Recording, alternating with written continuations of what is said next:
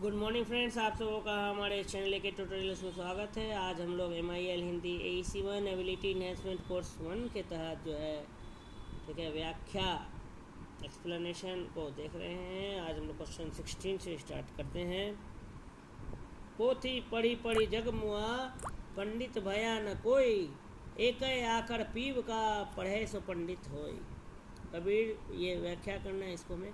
तो कबीर की निर्गुण भक्ति की सबसे बड़ी विशेषता है प्रेम मूला भक्ति। संत कबीर राम भक्ति के लिए प्रेम ही मुख्य साधन मानते हैं। संसार शास्त्र पढ़ पढ़ कर समाप्त हो गया, लेकिन पंडित ज्ञानी कोई नहीं हुआ, उसे ईश्वर का वास्तविक ज्ञान नहीं हुआ। और एक अक्षर प्रभु प्रियतम का जिसने पढ़ा वह ज्ञानी हो गया। तो पोथी पढ़ी पढ़ी जग मुआ, पंडित भया न कोई, एक आखर पीव का पढ़े सो पंडित होए। तो कबीरदास की जो निर्गुण भक्ति है उनकी सबसे बड़ी विशेषता यह है प्रेम मूल भक्ति। संत कबीर राम भक्ति के लिए प्रेम को ही मुख्य साधन मानते।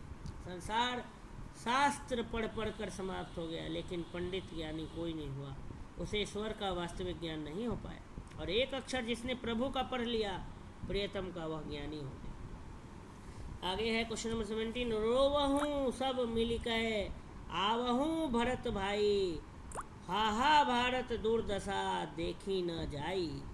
भारत दुर्दशा कविता के इस अंश में कवि भारतेंदु प्राचीन गौरव को स्मरण करते हुए वर्तमान पर आंसू बहाते हुए तथा भविष्य के प्रति सुधारवादी प्रवृत्ति में संलग्न है। भारतेंदु जैसे परम राष्ट्रवादी एवं भावुक कवि के हृदय में वर्तमान भारत की दुरावस्था के प्रति कोई भाव नहीं आता, यह तो संभव नहीं था। वह सारे भारतवासियों को देश की दुर्दशा देख सबको मिलकर होने को आमंत्रित करते हैं, जिससे वर्तमान भारतीय दुर्दशा से अपनी रक्षा कर फिर बीते हुए उन गौरवशाली दिनों को वापस ला सके। भारत दुर्दशा का कारण मध्यकाल की लंबी अराजकता, अर्थव्यवस्था अव्यवस्था के बाद अंग्रेजों का आगमन है। इस उद्धार मूलक और जागरण मूलक चिंतन को कवि प्रस्तुत करते हैं पूरी सफलता और शक्ति के साथ। किसी न किसी रूप में भारत आज भी दुर्दशाग्रस्त है, हमारी आज़ादी और राष्ट्रीय एकता का खतरा है। अतः यह काव्य पंक्ति आज भी संदर्भों से जुड़ी है कि रोवहूँ सब मिली कहे, आवहूँ भारत भाई, हा हा भारत दुर्दशा देखी ना जाई।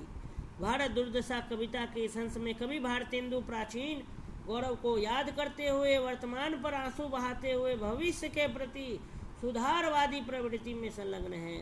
भारतेंदु जैसे परम राष्ट्रवादी एवं भावुक कवि के हृदय में वर्तमान भारत की दुरावस्था के प्रति कोई भाव नहीं आता, यह तो संभव नहीं था। यह सारे भारतवासियों को देश की दुर्दशा देख सबको मिलकर के आने के लिए आमंत्रित करते हैं, जिससे वर्तमान भारतीय दुर्दशा से अपनी रक्षा कर बीते हुए उन गौरवशाली दिनों को